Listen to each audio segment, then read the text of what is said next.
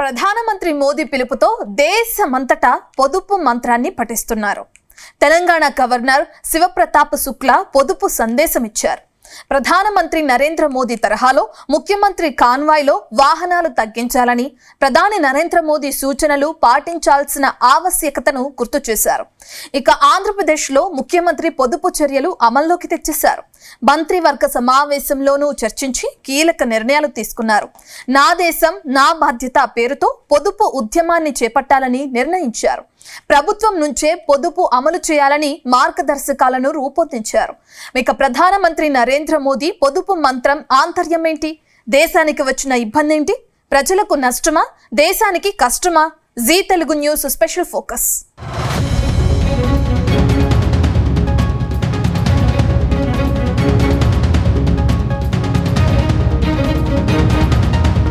ఒడిదుడుకులను ఎదుర్కొన్న భారతదేశం ఆర్థికంగా బలపడే ప్రయత్నంలో దూసుకుపోతుంది. కరోనా గడ్డు పరిస్థితుల తర్వాత ప్రపంచ దేశాల్లో నెలకొన్న యుద్ధ వాతావరణం భారతదేశంపై ప్రభావం చూపింది. ఇరాన్, అమెరికా మధ్య ఆధిపత్య పోరు ప్రపంచ దేశాలను ముప్పు తిప్పలు పెట్టిస్తోంది. విదేశాల నుంచి ఎగుమతి చేసుకునే వస్తువుల ధరలు పెరిగిపోవడంతో దేశ ఆర్థిక పరిస్థితిపై తీవ్ర ప్రభావం చూపిస్తోంది. ముడి చమురు ధరలు, ఎరువులు, బంగారం ధరలు క్రమేణా పెరిగిపోతున్నాయి. ఇంధన వనరుల నిల్వలు సమృద్ధిగా ఉండడంతో ప్రజలపై భారం పడకుండా రేట్లను పెంచకుండా నియంత్రించగలిగారు. ఇంధన వనరులతో పాటు బంగారం పెరిగిపోతుండటంతో విదేశీ మారకపు విలువతో పోల్చితే భారత కరెన్సీకి విలువ తగ్గిపోతుంది. దీంతో విదేశాల నుంచి దిగుమతి చేసుకోవాల్సిన ఇంధన వనరులు, బంగారంపై ఆంక్షలు విధించి కొనుగోలు చేయకుండా పొదుపు మంత్రాన్ని పఠిస్తే దేశ ఆర్థిక పరిస్థితి కొంతమేర బలోపేతమవుతుందనే అభిప్రాయం ఆర్థిక నిపుణులు వ్యక్తం చేశారు.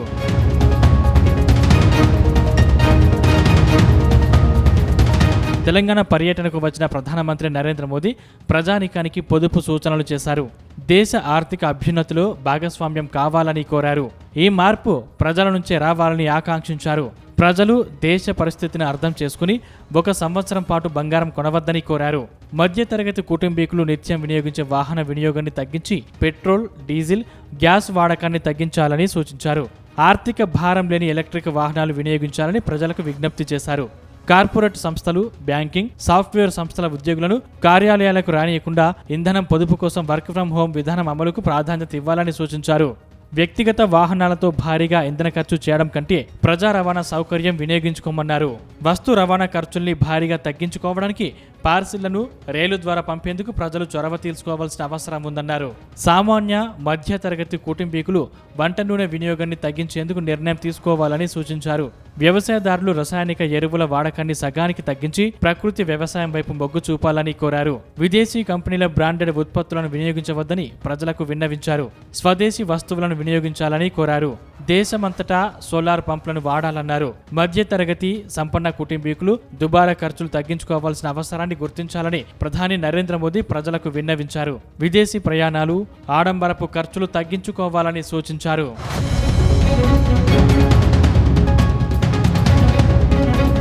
ప్రధాని సూచనలు సామాజిక మార్పునకు సంకేతంగా ఉన్నాయని ఆంధ్రప్రదేశ్ ముఖ్యమంత్రి చంద్రబాబు తక్షణమే స్పందించారు. ప్రధాని నరేంద్ర మోదీ తరహాలో కాన్వాయ్లో వాహనాల సంఖ్యను తగ్గించుకున్నారు. మంత్రివర్గ సమావేశం ఏర్పాటు చేసి ప్రధాని పొదుపు మంత్రంపై చర్చించారు. ప్రభుత్వ పరంగా నా దేశం నా బాధ్యత నినాదాన్ని క్షేత్రస్థాయిలో అమలు చేయాలని నిర్ణయించారు. ప్రభుత్వ అధికారులు, మంత్రులు, ఎమ్మెల్యేలు ఇంధన పొదుపు పాటించే దిశగా నిర్ణయం తీసుకున్నారు. కాన్వాయ్లో వాహనాల సంఖ్య తగ్గించడం, విదేశీ ప్రయాణాలు రద్దు చేసుకున్నారు. ప్రభుత్వ అధికారులు, ప్రజాప్రతినిధులు ప్రజా రవాణాను వినియోగించుకోవాలని సంచలన నిర్ణయం తీసుకున్నారు. దేశమంతా ప్రజలు బంగారం కొనుగోలు చేస్తున్నారు. భవిష్యత్తులో బంగారుకు రేటు పెరుగుతుందని కొనుక్కునే వాళ్ళు కొందరైతే వివాహాది శుభకార్యాలకు ఆభరణాల కొనుగోలు చేసేవారు మరికొందరు. డిమాండ్కు తగ్గట్టుగా విదేశాల నుంచి దిగుమతి చేసుకోవాల్సి వస్తుంది. ప్రతి సంవత్సరం 700 నుంచి 900 టన్నుల బంగారాన్ని దిగుమతి చేసుకోవాల్సి వస్తోంది. గతంలో ఎన్నడూ లేని విధంగా ప్రధానమంత్రి స్థాయి వ్యక్తి బంగారాన్ని కొనవద్దని సూచించడాన్ని ప్రజల్లో ఆలోచన రేకెత్తిస్తోంది.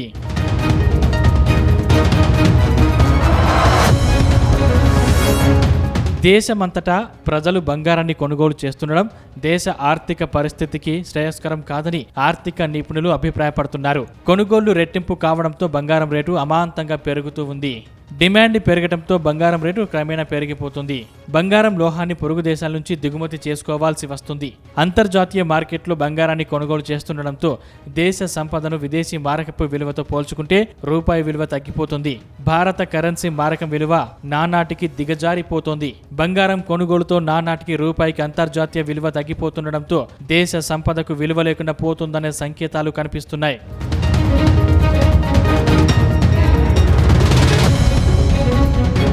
అమెరికా డాలర్తో పోలిస్తే రూపాయి మారకం రేటు రూ. 83.85 నుంచి రూ. 95 పైగా పడిపోయింది. అభివృద్ధి చెందుతున్న భారతదేశ ఆర్థిక వ్యవస్థకు ఇది మంచిది కాదనే అభిప్రాయాన్ని ఆర్థిక నిపుణులు అంచనా వేస్తున్నారు. పెట్టుబడిదారులు, వ్యాపార వర్గాలు, నియంత్రణ సంస్థలతో పాటు ప్రభుత్వానికి ఆందోళన పెంచుతోంది.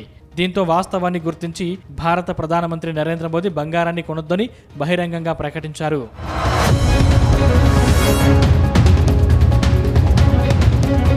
పశ్చిమాసియాలో యుద్ధం కారణంగా అంతర్జాతీయ మార్కెట్లో ముడి చమురు ధరలు, ఎరువుల ధరలు భారీగా పెరిగాయి. మరోవైపు 2-3 ఏళ్లుగా బంగారం ధర పెరిగిపోతుంది.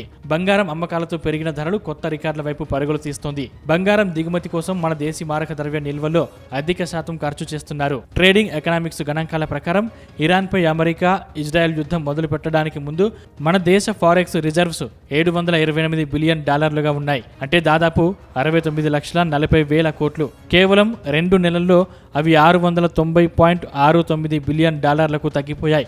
2025-26 ఆర్థిక సంవత్సరంలో దిగుమతి చేసుకున్న ముడి చమురు, బంగారం, మందులు, ఆహారం, సెమీ కండక్టర్లు, ఎలక్ట్రానిక్ ఉత్పత్తులు, ఇతర ఉత్పత్తులు, సేవలు అన్ని కలిపి $775 బిలియన్. అంటే భారత కరెన్సీకి 73,86,000 కోట్ల రూపాయలతో సమానంగా ఉంది. అందులో ముడి చమురు, బంగారం, వంట నూనెలు, ఎరువుల బిల్లే ఏకంగా $240 బిలియన్ కన్నా ఎక్కువగా ఉంది. ఇలా దిగుమతుల కోసం మనం ఎక్కువ ఖర్చు చేయాల్సి వచ్చే కొద్దీ మన ఫారెక్స్ నిల్వలు మరింత వేగంగా కరిగిపోతున్నాయి.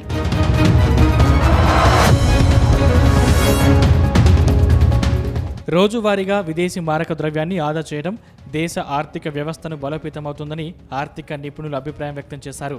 బంగారం కొనుగోలు తగ్గింపుతో చాలా వరకు ప్రయోజనం చేకూరుతుందని అంచనా వేస్తున్నారు.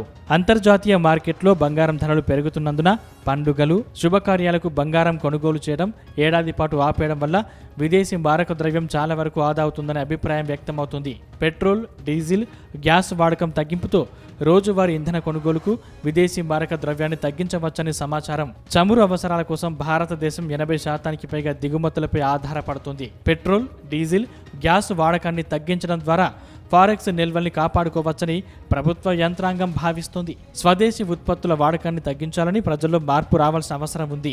నిత్యావసరాలు, ఇతర వస్తువుల కొనుగోలులో విదేశీ బ్రాండ్ల కంటే దేశీయ వస్తువులకే ప్రాధాన్యత ఇవ్వాలని గుర్తించాలి. విదేశీ పర్యటనలు, డెస్టినేషన్ మ్యారేజ్ ఖర్చులకు మధ్యతరగతి కుటుంబీకులు, సంపన్నులు భారీగా ఖర్చు చేస్తున్నారు. విదేశీ పర్యటనలు, డెస్టినేషన్ మ్యారేజ్లను తగ్గించుకోవడం ద్వారా వ్యక్తిగత స్థాయిలో ఫారెక్స్ ఆదా చేయవచ్చని అధికారుల అభిప్రాయం. ఎలక్ట్రిక్ వాహనాల వినియోగం వల్ల ఆర్థికంగా ఇబ్బందుల్లో లేని పరిస్థితితో ఇంధన కొనుగోలు అవసరం ఉండదు. దీంతో వినియోగదారులకు రోజువారీ ఖర్చు తగ్గిపోతుంది. ఇంధన వినియోగాన్ని తగ్గించి విద్యుత్ వాహనాలు, సోలార్ ఇంధన వినియోగాన్ని పెంచుకుంటే చమురు దిగుమతులపై పెద్దగా ఆధారపడే అవకాశం ఉండదని ప్రజలు తెలుసుకోవాల్సిన అవసరం ఉంది. దేశీయ పారిశ్రామిక రంగాన్ని ఉత్పత్తి అనుసంధానిత ప్రోత్సాహకాల పథకాల ద్వారా ఎగుమతులను పెంచుకుంటే విదేశీ ద్రవ్యాన్ని సంపాదించుకోగలిగితే భారతదేశం ఆర్థిక సమృద్ధిని సాధించి ఆర్థికంగా బలపడుతుందనే అభిప్రాయం అధికార యంత్రాంగంలో వినిపిస్తున్న మాట.